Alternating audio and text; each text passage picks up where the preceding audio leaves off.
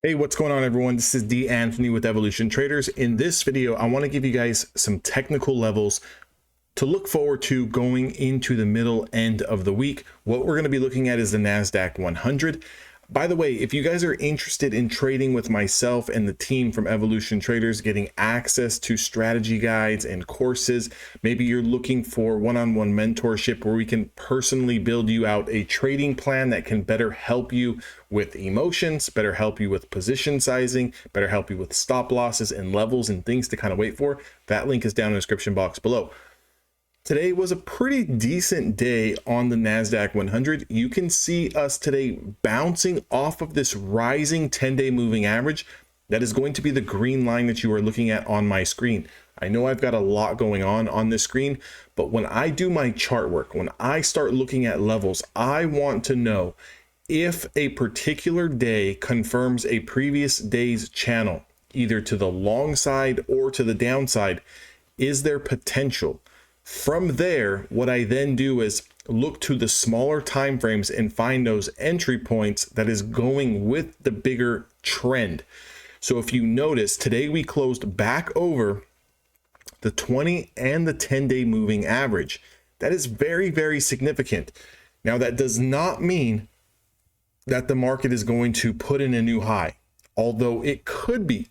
So tomorrow's going to be the 10th of January. I will be a little bit more long-sided bias. And the reason is because if we can start to confirm and take out today's channel, high price is sitting at 16,868. If we can get over today's high, you can see we have a potential to kind of push into that 17,000 area. So 17,038 is going back to the 2nd of January. Any close over that high price could be looking to, put in some new highs at around 17,200.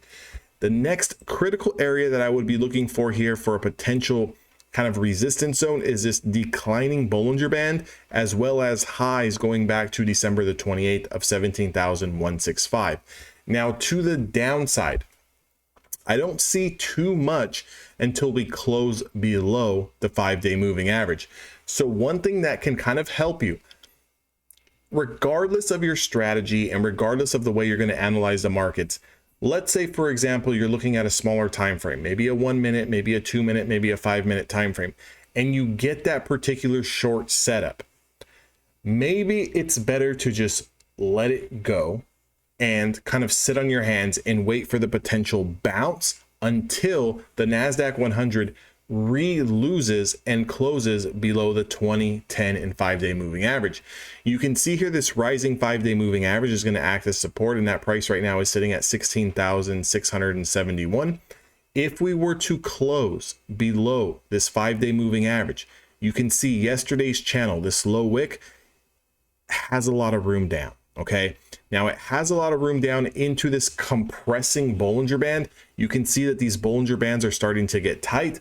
You can expect some choppier moves. Maybe we sweep the highs and kind of pull back. Maybe we come back down to the lows and then bounce.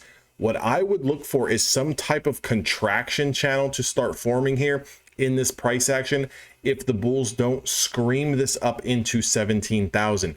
If the bulls fail to kind of push this into 17,000 and start testing 17,100, look for some contraction. That's going to be called distribution. Up, down, could spell for some choppier days. Now, I'm not really going to take any short positions or even look to the short side until we start to lose 16,652. That's a ways down. So what does that mean? I'm ignoring all short positions. I'm only looking for the bounces. I'm only looking for channels that are confirming a previous 4-hour candle, a previous 1-hour candle, a previous day's high.